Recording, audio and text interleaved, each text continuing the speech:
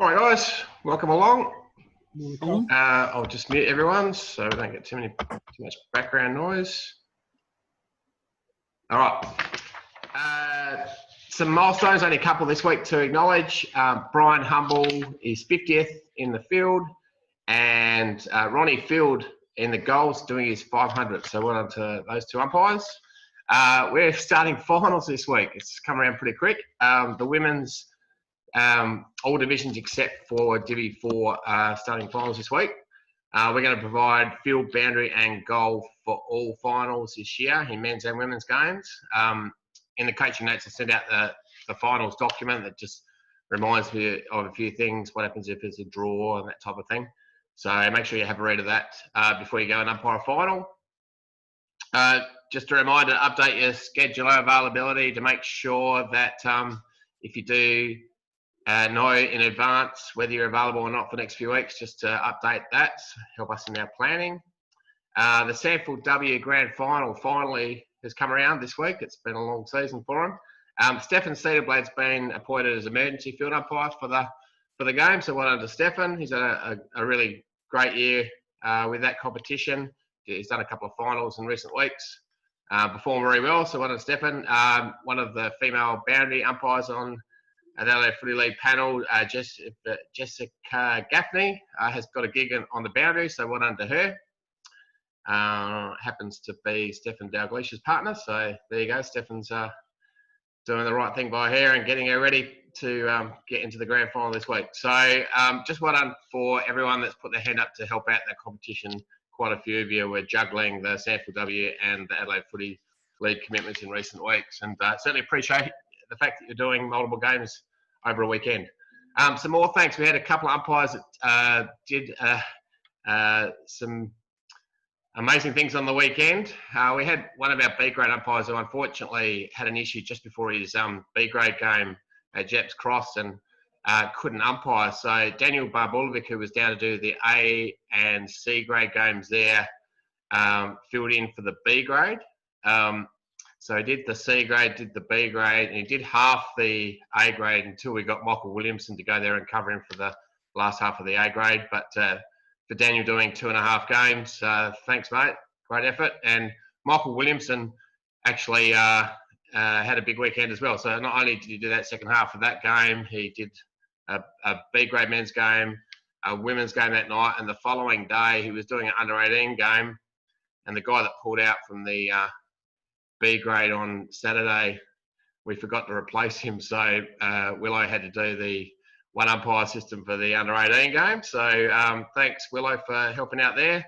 And the other one I want to acknowledge, Richard Williams, who did the B grade at Port Districts in the field, and then the boundary umpire in the A grade got injured in the second quarter, and Richard did the last half on the boundary in the A grade. So spoke to him today, he's a bit sore.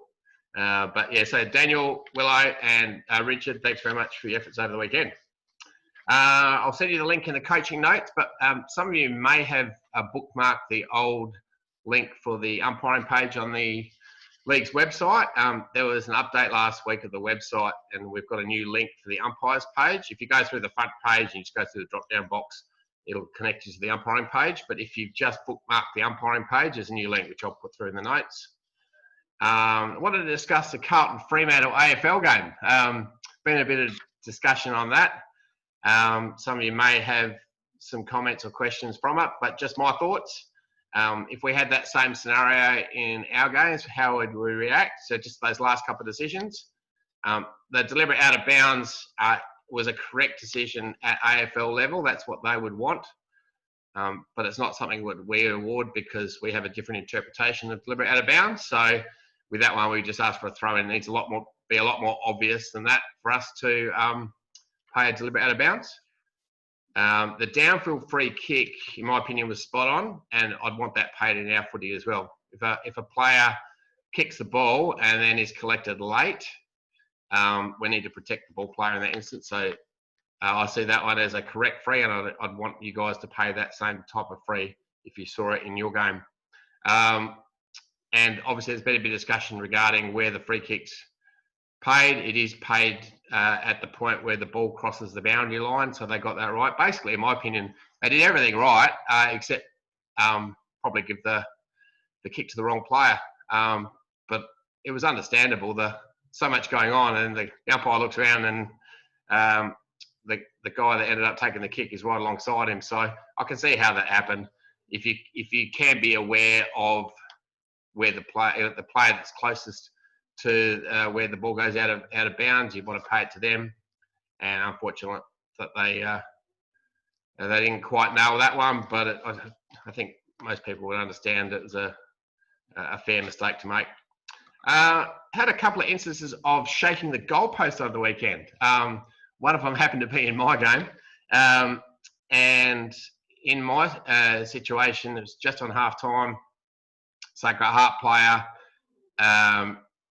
ran into the post as the ball was sailing over the top of the or near the top of the point post, and didn't affect the result. It went through for a goal, so I just gave the all clear, but pretty much went up to him and said, gave him a warning. And the other case was in another B grade game. It was Pulteney and Mitcham, I think, where Lindsay Drowley was the umpire, and he saw the player shake or bump into the post, and it actually caused the post to hit the ball as it went through. And Lindsay did the right thing, awarded a free kick on the goal line. So I guess the point I wanted to make is that actually is a reportable offence by the rule book.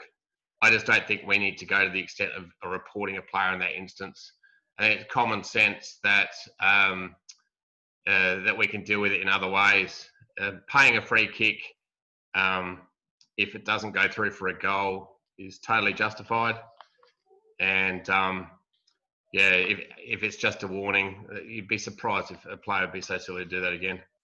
And the last point I wanted to make, just a reminder that the interpretations that were set out in the interpretations video at the start of the year do apply for all grades. So if we do it at Div 1 A grade men's, we should still be doing it in Div 5 women's. So I heard an umpire allegedly say we don't pay the hole in the ball in the women's like we do the men's. That's just false. The only difference in the interpretations is the last possession rule, which we use in women's, not men's. But yeah, the idea is we apply the interpretations in the same way, whatever game we do. So in all those points, does anyone want to add anything or ask anything before we go on? Got one question, Kyle. Yeah, mate. I had to, in the B grade game or the women's game on Saturday, I had to tell Ruckman not to, during a ball up, when I threw the ball up, she would knee the girl and then compete. And I pinged her for doing it, and I warned her not to do it. And she said, "Oh, but they're bigger than me." And I said, "Well, you can't knee them and then ruck." And she kept doing it, and I kept telling her, "Don't do it." And I pinged her once, and then she didn't do it again. Is that the right thing to do? Well, in that instance, I wouldn't ever be warning, mate. You just pay a free kick straight away. The moment you start paying free kicks, in that instance, they'll stop doing it. Yeah, she sort of, as soon as I pay the free kick, and I told her at 3/4 time, "Don't do it again, or I'll ping you every time," she didn't do it again. Well, you should be paying it every time anyway, mate. The first couple weren't that bad, but the third time she did it, she really, or she hurt the girl, and I paid it for that, and I warned, "Don't do it again." Yeah. Well, it's hard to judge without seeing the video. Yeah. The way you're describing it, I'd be paying a free kick, and they'll learn the hard way if they keep doing it. Thank you. Anyone else? Yeah, Colin. The women's game Saturday afternoon. At the start of the third quarter, one team had 19 on, and before the quarter started, so I sent one off. Then at the start of the last quarter, before we'd started play, the captain asked for a count. Now, I was confused. I thought she was just clarifying the process. So I didn't ask for a count. But it was before play had started, and after the game, Uni said that they fixed it anyway. So is there any issues there? If the game hasn't started, common sense says just get the player off. If they've accidentally put one on. I mean, those things aren't done deliberately. If they ask for a count during the play, then obviously we're going to stop the play. And but yeah, does that answer your question? Yep. Anyone else? Colin, can I just clarify, when the ball was kicked in the Carlton game, Yeah. if Warren had gone whilst the ball was in the air but hadn't crossed the line, would that still be a free kick down the ground? That happened in one of our games last year. And no, it went out of bounds. It wasn't an FAD. It was last year in the Hope Valley game that I'm thinking of. There was a kick in the air before the ball crossed the line. The siren went, and they didn't allow the out of bounds free kick to be taken, and that was proven right by the rule book. But in this instance, it's an FAD, different scenario. I would be paying the free kick for an FAD. Thank you. Anyone else? It was quite a game, quite a finish to the game. All right, let's get the coaching video up. Hopefully most of you had a chance to have a bit of a look at it. Just bear with me while it's coming up.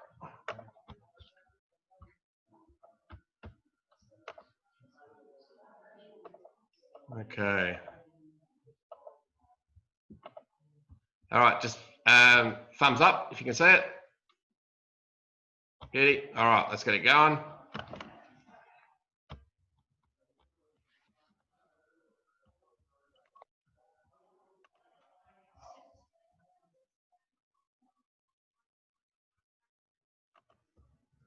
All right.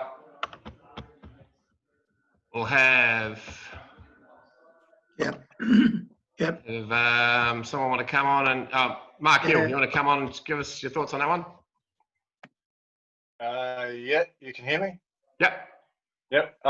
Yeah, it looked like a genuine accident. I haven't umpired many women's games, so not really across it too much, but I would assume that it's a throw-in. Yes, yes. So in a men's game, obviously, it's just a throw-in. In a women's game with the last possession, it's a throw-in as well because it accidentally comes off the leg. So correct. All right, example number 2.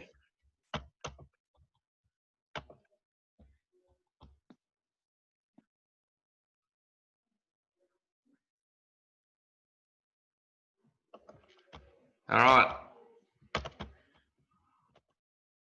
Mark Goods.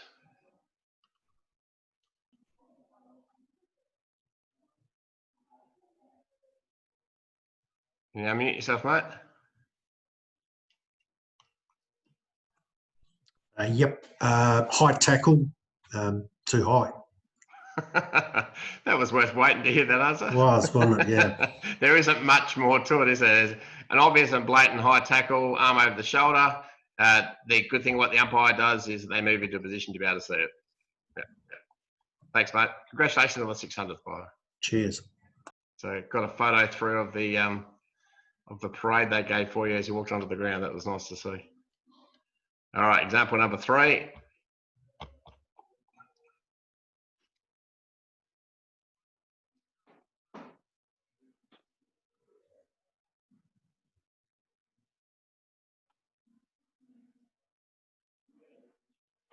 All right, Paul Ventura. From what I saw and I saw today, I think that was just play on for the examples there. There was one that was close to holding the ball, but I thought he got a kick away on it. Yeah, correct, mate. So the key about the holding the ball decision is you need to react to what happens, and the fact he's had a clear prior opportunity and he's legally tackled means that you should be ready to pay a holding the ball, but you have to wait to see whether he handles and kick, and at that last minute he gets the kick away. So a good umpire will be able to assess that and then at the last minute call play on when they're probably thinking this is about to be holding the ball. So definitely play on is the right decision in that one.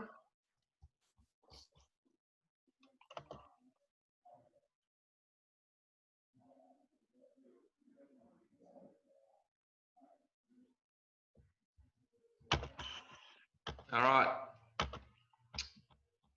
Jason Bury, if your daughter's not getting in your way, do you want to have a go at that one? She's been behaving herself for the last hour, and then the second we get on here. Yeah. I think it's going to be a last possession from memories against Port. Big clear kick out of the middle and went all the way out without being touched. Yep. For our footy in women's footy, that would be a free kick. Men's, obviously, is a throw-in. Yeah. I had someone email me today with their thoughts on the decisions, and they said a trip. I was a bit surprised. I went back and had a look, and you actually can see that the player does get tripped. So if you picked up on that, you could pay a free kick there. But it's, I did see it, but I thought it was more of a sort of a tangle of feet than an actual trip. I don't know. It would be fair call. I actually didn't pick up on the fact that it happened. Had to go back and have a look. Yep. If you believe that the player, got tripped up, then the free kick's fine. But yeah, I don't think that was the point of the example. This one here, I know what the reason this is on here, but we'll let this one play out. You won't see the initial free kick, so don't even worry about that. It's what happens now. The siren goes.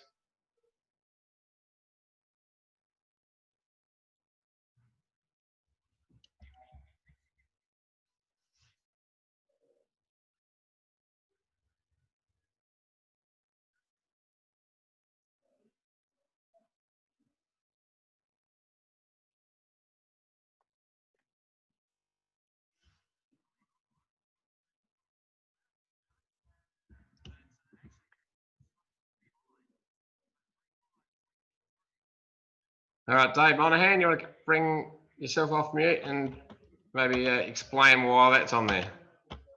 Yeah, thanks. Well, it looked like it was... Just move forward a bit more. I'm having trouble hearing you.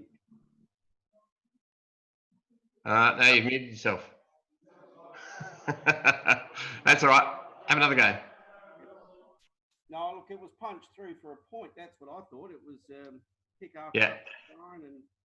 Yeah, your audio volume's a bit down, but I think you said it all clear for a point. So the reason that's on there is in that scenario where the siren's gone, there's a kick after the siren.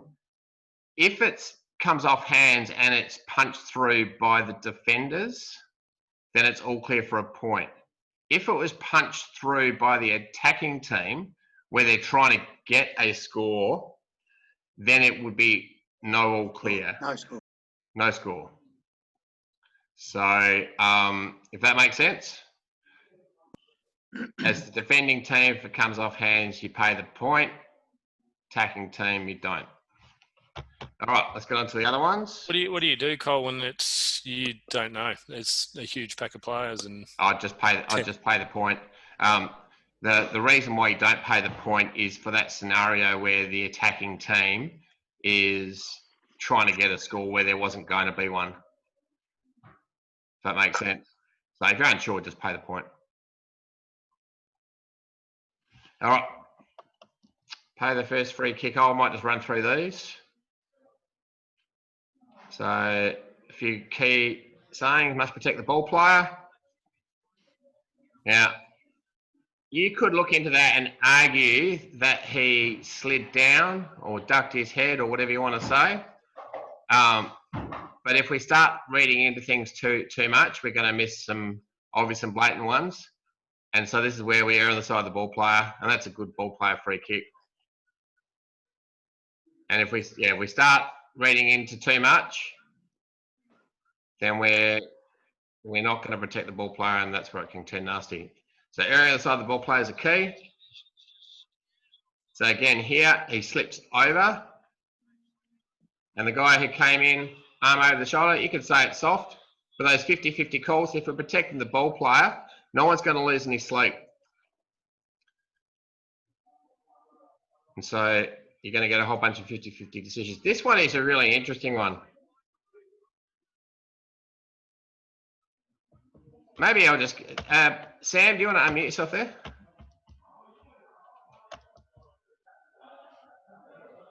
you want to give me your thoughts on that one? Yeah, well, he's paid that free kick for holding the ball, I believe, or because he had a chance to kick it and got caught holding the ball. It looks like, but hard to tell if he got a foot to it. I don't think he did because the goal umpire didn't pay it. As a goal. If you slow it down, I actually reckon he does get a boot to it. But we talked about this a couple of weeks ago. If a player's had a prior opportunity, legally tackled, must handle or kick. If it's not a clear kick and it kind of just touches the foot, then we pay a hold on the ball. So if you use that same logic for all around the ground as you do there, holding the ball is the right option. So it needs to be. Yeah. Can I just say I disagree because that kick has resulted in a goal, and you can tell that by the goal umpire's body language. He's moved to the centre of the goals and he's just waiting for the all clear to signal a goal. I think the umpire should have consulted with the goal umpire before he made his decision. Interesting thought. I just say we should use the same instruction for in that scenario as we would around the ground. And if you believe that's a clear kick, then you give all clear for the goal. So that's an effective kick. If you think it's just dribbled off the boot, that's not a clear kick. Yeah, it's an effective kick because he's kicked a goal.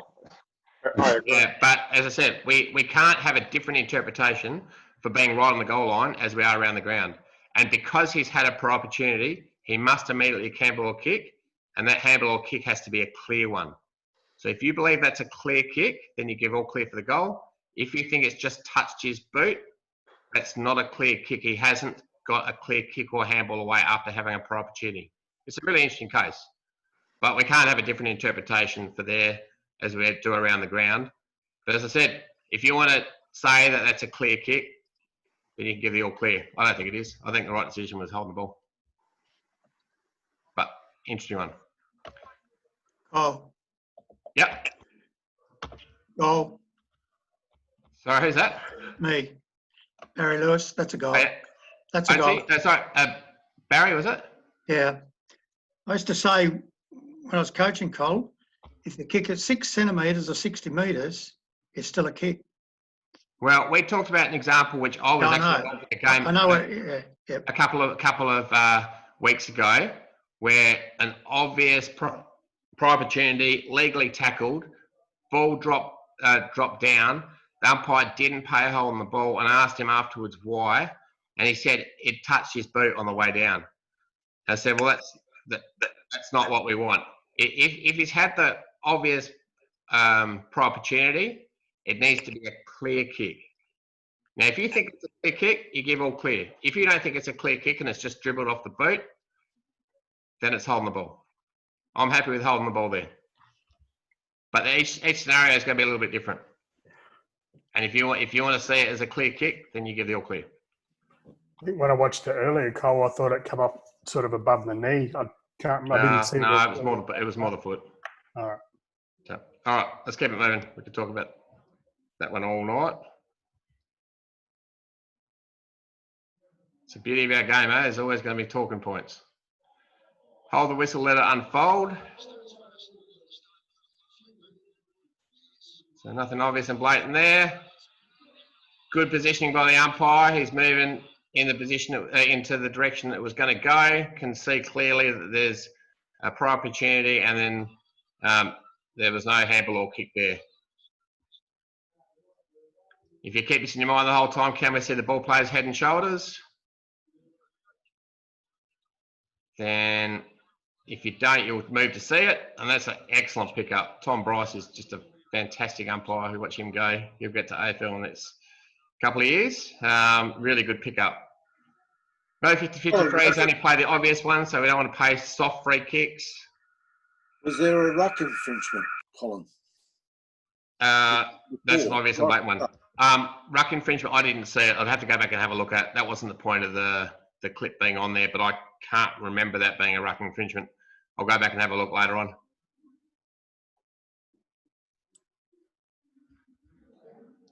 So it was obvious and blatant hold. Didn't have possession of the ball. If you're in the right position and you're focusing, you should be able to pick up free kicks like this one. So good front on contact, stops the player taking the mark. Good decision. And the last one is expect the unexpected.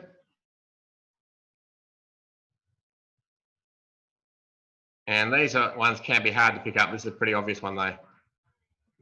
So a really obvious sliding rule, but you just never know when that's going to happen, and you've got to be prepared to pay them when you see them, as obvious as that. So last couple of messages. Want to keep an eye on the ball players' head, shoulders, and the footy. Look for the obvious free kicks. That will lead to consistent decision making. All right. Any other comments or questions before we wind up? All right, guys. Finals start this week. So for those that get a finals game in the women's competition, enjoy. We've got a couple of rounds to go in most of the other grades. Still got some buys happening in Divi 1, Divi 2, so there's a few less appointments.